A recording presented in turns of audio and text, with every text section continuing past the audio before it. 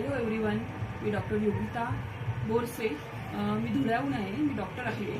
आम्ही लाहोटी सरांकडनं केरळचं एक tour package घेतलं होतं. सुरुवातीला आमची सरांची काही ओळख नव्हती, पण एक मराठी माणूस म्हणून आम्हाला मराठी माणसाला चान्स द्यायचा होता, हेच आमच्या फक्त डोक्यात होतं. आणि तो विश्वास सरांनी खरंच खरा करून दाखवला. पॅकेज घेताना थोडंसं आम्ही कन्फ्यूज होतो. आम्हाला असं वाटत होतं की पॅकेज तर आपण घेतोय, एक अननोन माणूस आहे त्याच्याकडून आपण पॅकेज घेतोय, पण तरी आमच्या डोक्यात एकच होतं की एक मराठी माणसाला चान्स द्यायचा. म्हणून आम्ही सरांना केरळ टूर पॅकेज विषयी सरांशी पहिले डिस्कशन केलं. सरांशी डिस्कशन करताना आमच्या लक्षात आलं की सर खरंच खूप जेन्युअली पॅकेज मधल्या सर्व गोष्टी समजून सांगतात. एक अननोन माणूस आणि आम्हाला सर्व गोष्टी पॅकेजच्या केरळ विषयी सगळ्या गोष्टी समजून सांगितल्या की काय देणार आहे आम्हाला फॅसिलिटीज, काय तिथे फॅसिलिटीज मिळतील, किंवा काय छोटे छोटे पॉईंट्स असतील की कुठलं पॉईंट तुम्ही लक्षात ठेवा, तिथे गेल्यावर तुम्ही काय घ्या काय नका घेऊ, हे सर्व पॉईंट सरांनी व्यवस्थित आम्हाला समजून सांगितले.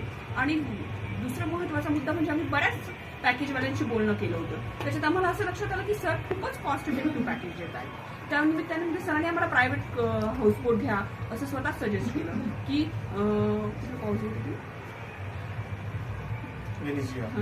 वेनिझुएला हाऊसबोट होती ती खरंच खूप छान होती. त्याच्यात सेकंड डेला आम्ही ट्रेकेडीला गेलो. ट्रेकेडीचा रूट जरा लॉंग होता, त्यामुळे मी पोहोचत उशीर झाला, तरी ड्रायव्हरने बऱ्यापैकी आम्हाला वेळेवर पोहोचवण्याचा प्रयत्न केला.